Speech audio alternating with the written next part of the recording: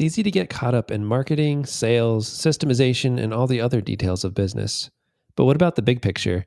Why are you building your business in the first place, and what do you really want it to be like? Welcome to The Friday Habit with Benjamin Manley and Mark Labriola II. The Friday Habit is for creators, entrepreneurs, and agency owners looking for actionable ideas on how to grow their business and be more profitable. We'll pull from our combined knowledge of over 20 years and interview thought leaders that will inspire you and give you the motivation you need to kick your business into high gear. Buckle up. It's Friday. Ben, would you rather work on a big team or just with one other person? Oh, man. Is the big team part of an even bigger organization? Like, is it like a giant corporate system and I'm on a big team in a corporate system?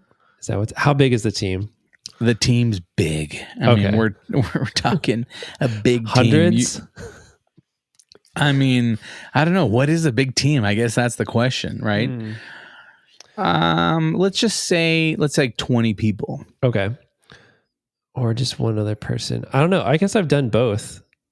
So the good thing about working on a big team is I feel like you learn a ton from everyone else because you're always interacting with different people. I love that. Mm-hmm. Usually some fun energy that goes along with that. Good thing about working with one other person is that, like, I worked with only Joy here at Knapsack for at least a year at one point, and that was actually super simple because we had our roles down. We just did what we did, worked with clients, and it was super simple. I think, that was a great time too, and it was so easy. But I think the fun, I think it'd be more fun to work on a big team personally. What about you? Yeah, I mean, I definitely love the idea of just the synergy that takes place on a bigger team. I too have worked just with one other person and have been very productive. And like you said, it's very easy, but I definitely think that you're able to do more on a big team. But then I guess the question is how big is too big? Because I think there is probably a point to where it's too big. And then the other question that I would have is, okay, what's my role within the big team? Right. Are you the leader of the team? Are you the follower of the team? Is that a role? I mean, somebody's if there's a following the leader. Yeah, exactly. All right. If you guys are enjoying the podcast, please subscribe, leave us a review in the Apple Podcast app. Helps us reach more people and grow this community. That's right. And if you'd like to be on the show, I mean, we would love for you to leave us a voicemail. And it's really simple to do that. All you have to do is grab your phone, open up the voice memo app, record something, and then shoot that off into an email to hello@thefridayhabit.com. Yeah, that would be awesome.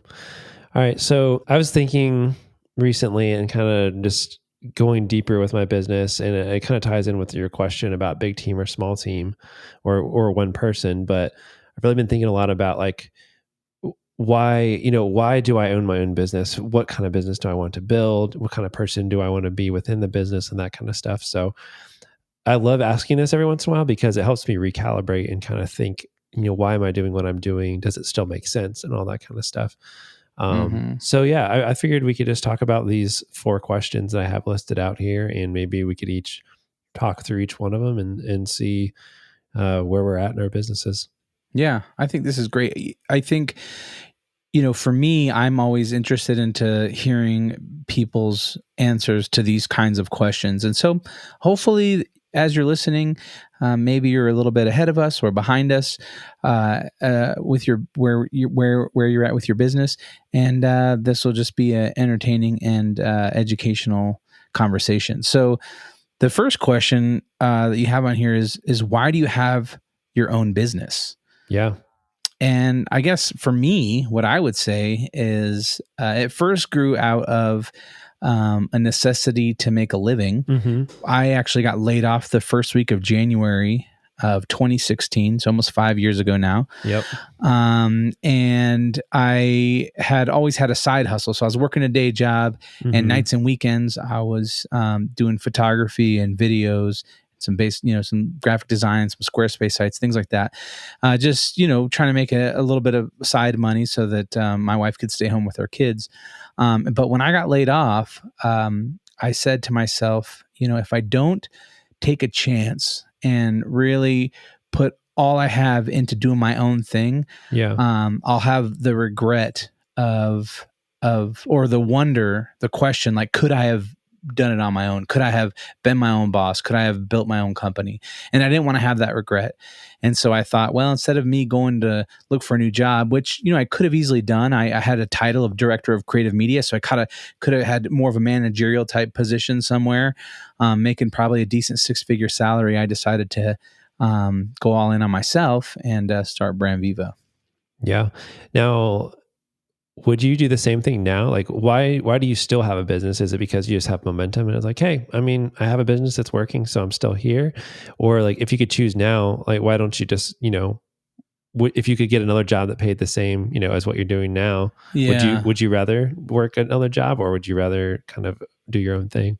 Yeah, and I think a lot of entrepreneurs can relate to this, as far as once you start working for yourself and you start doing your own thing, you kind of become unemployable. Like, you're kind of a bad employee, right? Like, the autonomy, the freedom, the time that I have that I get to spend with my family, and the constant problem solving I get to do, and put things into action when I want to do them and how I want to do them, is kind of addicting. Yeah. And so I don't think I could go work for somebody at this point. Gotcha. So it's like, I got to make this work. Hey, you burned your bridge behind you. You're like, nope, not going back. Exactly. What about you? Like, why do you have your own business? That's a great question. I feel like, originally, I worked at a big company, and I had a team within that company. I really enjoyed working with a team and stuff, but I didn't feel like I was able to do my best work because I didn't have the freedom of choice, like over what tools I could use, how the systems in the organization worked. So there was a lot of waste that I saw pretty consistently, where we'd spend so much time on a project and then it would get canceled, or we didn't have direct access to clients where we could ask good questions in order to make a better website or whatever it might be. And so I just felt like a lot of the work I did felt kind of purposeless, or kind of pointless. Like, I wasn't really doing something important that would make a difference in the end, so that was one piece of it. Another piece of it was I was doing freelance work on the side as well as working my full-time job, and was getting to the point, I had young kids at that point. My son was probably about 2 years old, and I was starting to work more than I thought was healthy for me personally. I was starting to work more than 60 hours a week, where I'd be working 40 hours a week at my day job, and then about 20 hours a week on my, my side freelance work.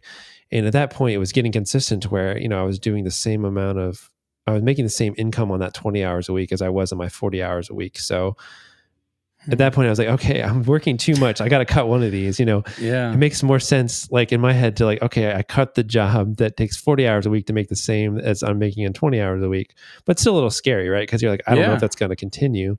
So I was like, all right, I'll do a test. And so I did a 3-month test. I gave myself okay, I have to make exactly at least this amount of money per month for 3 months. And if once I do that, then that is when I will quit my job.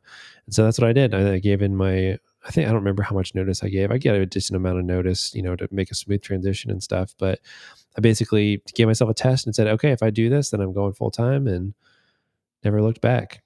And I think that is the best advice that you could give to someone who is a young entrepreneur, who is, coming up, hustling, doing a side hustle, things like that. I think that's the best way to transition into doing your own thing. I think a lot of people are irresponsible and they're like, I'm going it all in on myself, and they go into debt, and they burn bridges, or they do whatever. And then their little experiment fails, and then they're kind of screwed, And so obviously for me, it was one of those things where I had a night and weekends, I was hustling on the side, but I got laid off. So it was like, all right, this is a great opportunity to throw caution to the wind and make something happen, Yeah. But I think for someone who's young, who's coming up, who has a passion and they want to be their own boss and do their own thing, that's the advice I would give them. I would say, hey, do your own thing, to the point to where it's making more money than you're making at your day job, and then make that transition or make that leap, Yeah. because I think that's the best way that you can kind of secure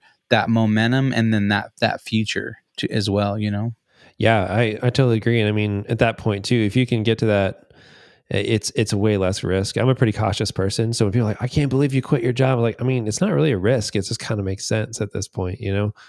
I mean, there's always a little bit of risk, but I mean, it's kind of a little bit of an illusion that working a job is more secure. I mean, you experienced that. You got laid off.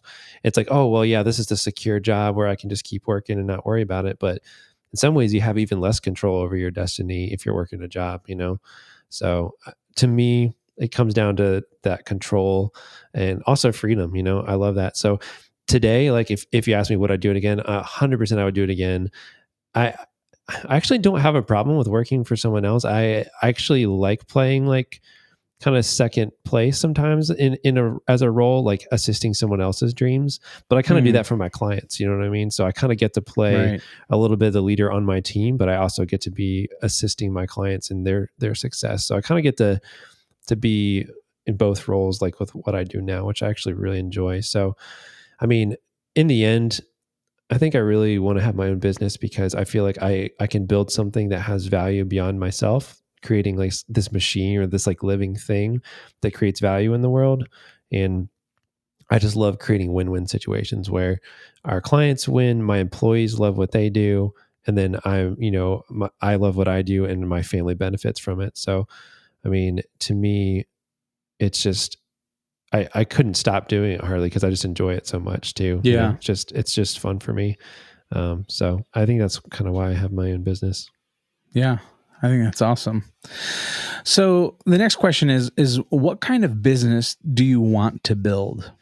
Yeah. Why don't you go? I've been talking for a while. So what about you? I mean, yeah, I mean, this could mean anything, it's like, Yeah. what kind of culture do you want to have? What kind of services do you want to offer? What role does it play in your life? Yeah. So like, what thoughts do you have about that?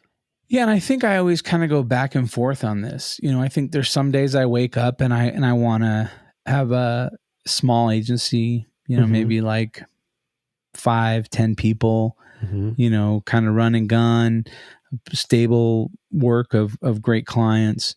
Um, and then sometimes I wake up and I'm like, man, you know what? Like, I want to build a 50-person team and, kind of be the visionary that drives all this stuff and have a bunch of people in seats that are, kind of running the business and whatnot. And so I kind of go back and forth on this, but I think at the end of the day, I want to build a business that enriches my life and as well as enriches the lives of my employees Hmm. and the people I interact with and work with. And you're kind of a part of this.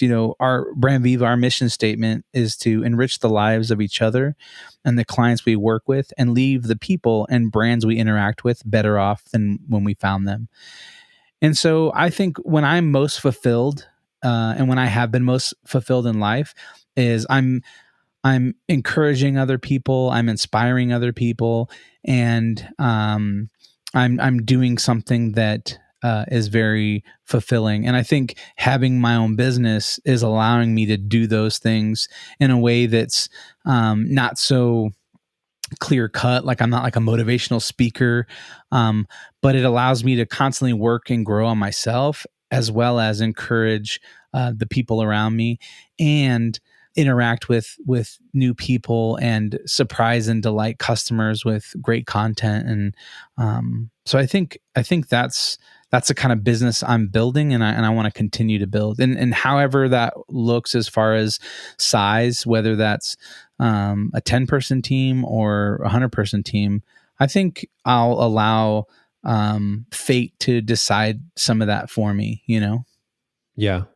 I love that. Yeah. And for me, I think the size question, I think it's interesting. Like size of company sometimes is pretty closely associated with ego, and people think, oh, if I have a bigger company, that's better. Or people look up to people that have bigger companies. Or on the other hand, people will almost like bash people with bigger companies. Like it's not cool. Like, oh, like almost like or use wanting a small team as an excuse because they can't figure out how to have a big team. You know what I mean? So I've seen on both ends kind of like I feel like there's ego and pride kind of tied up in both sides of that argument, which is interesting.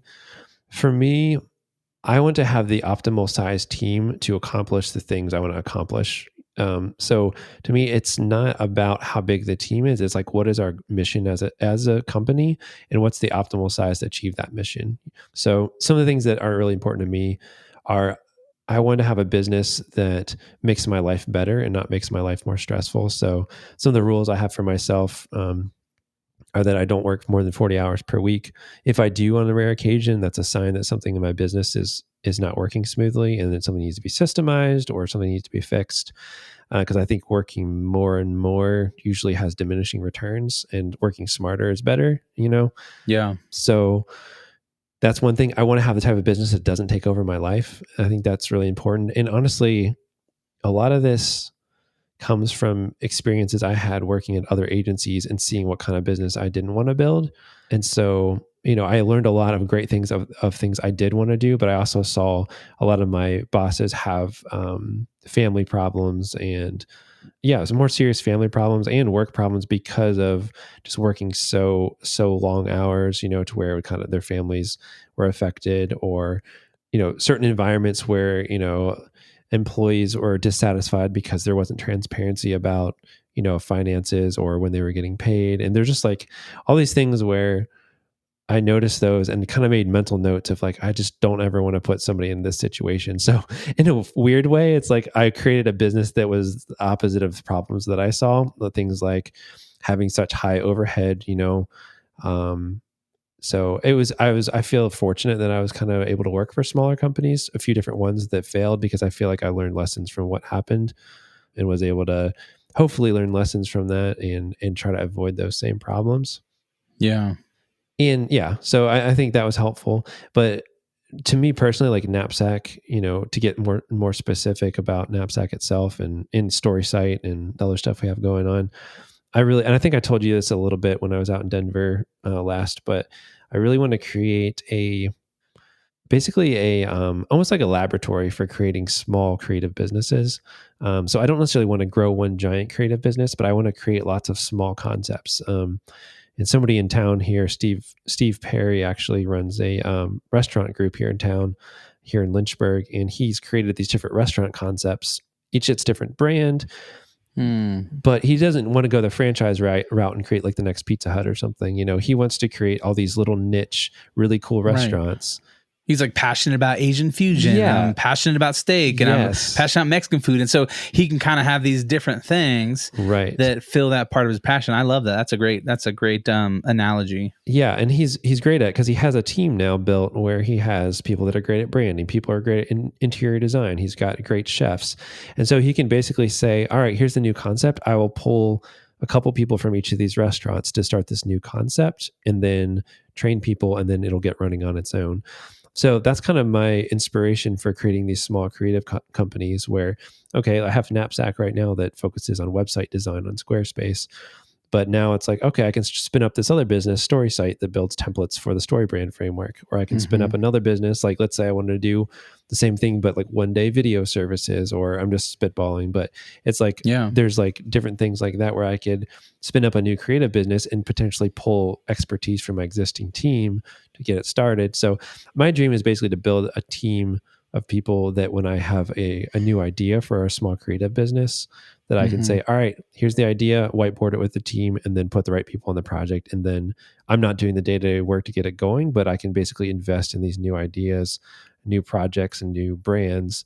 And just basically it's cool because it diversifies. I can have a lot of different types of businesses. So when the market goes up or down, I've got different options. And even my employees could maybe jump between companies, learn new things, and try out new stuff, build their professional skills. And I really want to have a business where my employees love what they do and are always learning, So That was kind of long-winded, but Yeah, sorry. I love that. I could probably talk all day about that. But No, I think that's awesome, and it's just going to be exciting to see how things evolve for you, and what the next thing is. I think obviously Story Site is one of those things that are kind of a glimpse of that, if you will. But yeah, I think that's awesome. yeah. So next one.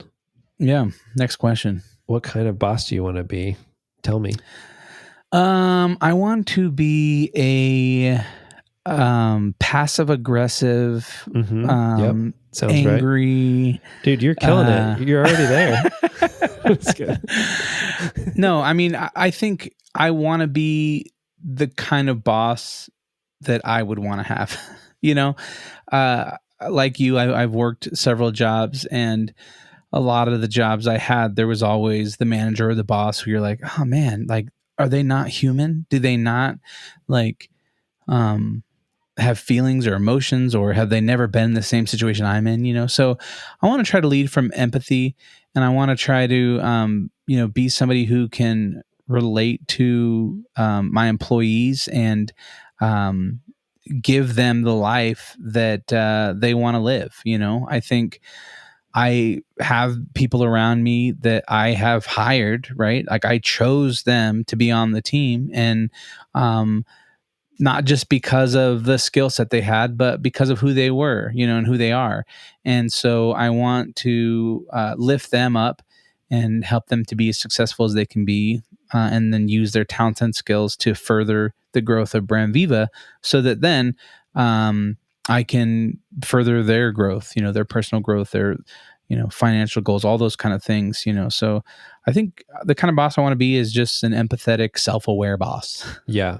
Dude, self-aware that's key. That is super, super interesting. Yeah. And I mean, just you are a great boss. Like you, from everything I've seen you do, like you do some amazing stuff for like, even just like your generosity towards your employees, kind of helping them meet their life goals, through things that I've seen you do for them, and being kind of Thank you. more about, you're not just trying to get value from them, you are giving them value above and beyond from all the things I've seen. And yeah, I think that's awesome.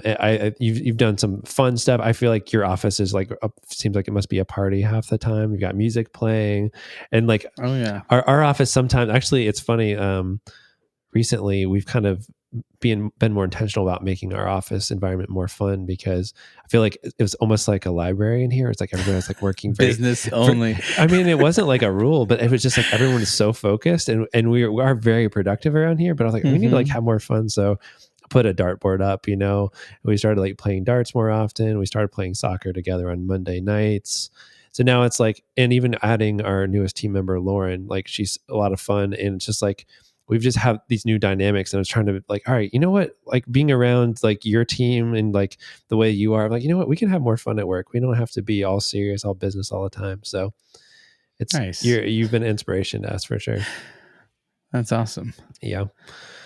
So is there anything, so it sounds like the kind of boss you don't want to be would be a non-self-aware. I'm just like wondering if there's like things in the back of your head, like, I just don't want to be like this, or if it's, Yeah, and I think one of the difficult things, it's kind of like being a parent, I think about, when you're a kid and your dad tells you don't do something, or turn off, your video game, or go to bed, you're like, they don't understand, my dad sucks, or, whatever. Yeah. And then you become a parent yourself, and Yeah. you tell your kid like, hey, turn off the video game. Hey, go to bed. Like, do all these things. And then you're thinking like, wow, I'm doing the same exact things that I was annoyed by my dad, Right.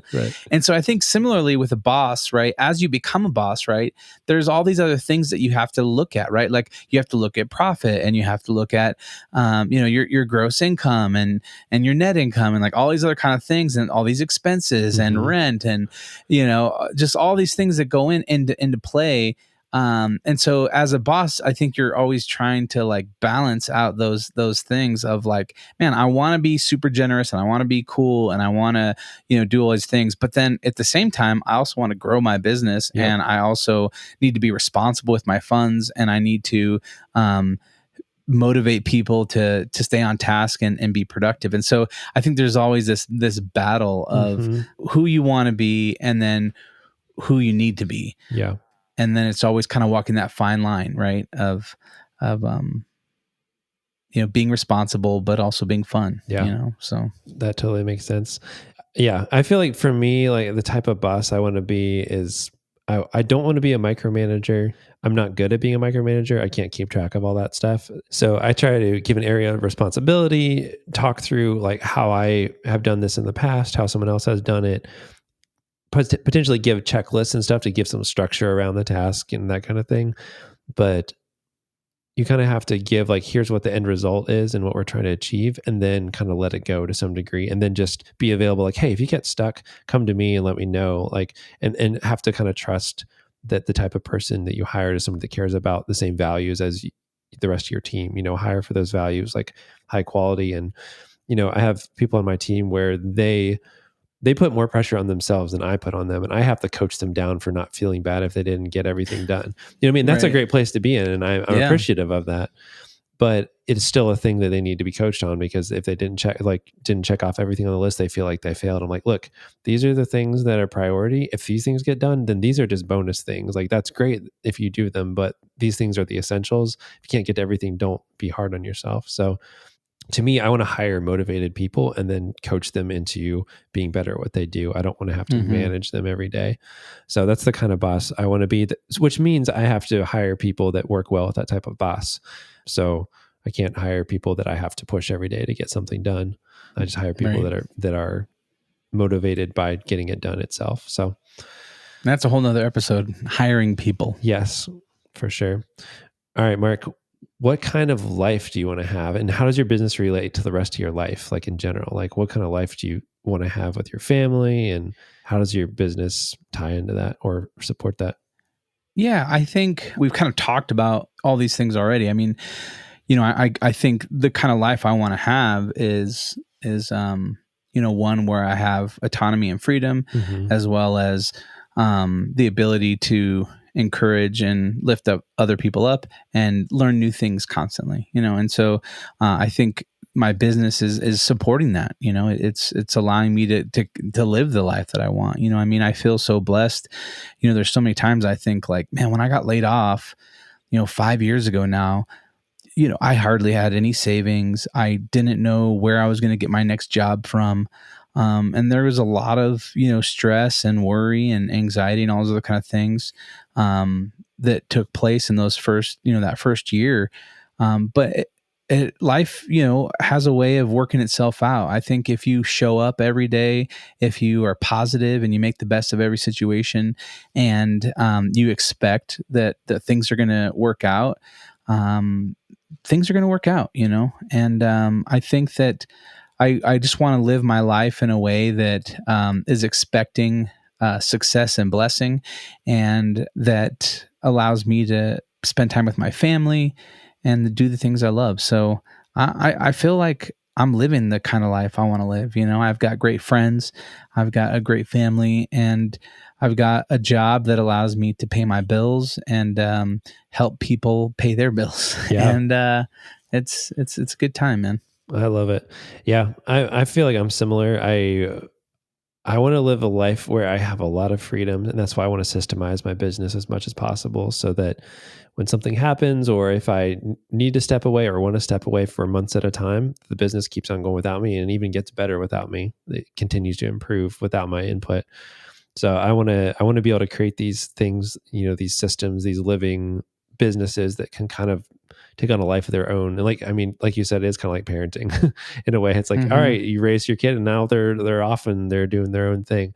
Like, I would love to be able to step back and still live everyday life without having to think about where's the next job coming from, what's the next client, and be able to actually create systems that help do those things. And that's what I want. I want to be able to spend time with my family as I want to. And I also want to provide that for my employees too, though, because I want to make sure that my team also has has a great life and they work their job, but it's a job that enriches their lives and not sucks their soul out, Mhm. So I think that's important to me, that their lives are enriched, that my clients' lives are better, that we're giving them more than we're taking from them, and just basically add value to the world. So that's kind of the life I want to live. I love this, man. I think the recap takeaway for today is really to think about these questions. What I've found is that life is better when it's on your own terms. And so get out there and do work that allows you to take reins of your life and enrich your life as well as those around you. I love it. Yeah. So maybe sit down with a notebook and ask yourself these 4 questions. Why do you have your own business? What kind of business do you want to build? What kind of boss do you want to be? And what kind of life do you want to live? That's your action item this week. Sit down, think about these questions. And hey, if you want to connect with us, head over to thefridayhabit.com. There you'll find show notes for this episode. You can also find links to our websites and ways to get in touch. And at the bottom of the page, you can download our guide to the Friday Habit System. That's going to show you how to live that life we talked about. It's going to show you how to set aside one full day each week to dedicate to working on your business instead of always working in your business. And yeah, if you enjoyed this episode, please subscribe and leave us a review in the Apple Podcast app. And if you have a question or a topic you'd like us to cover, don't forget to record us a quick voice memo and shoot it over to hello@thefridayhabit.com. Thank you guys so much for listening to The Friday Habit and being a part of our community. Until next time, live every day like it's Friday.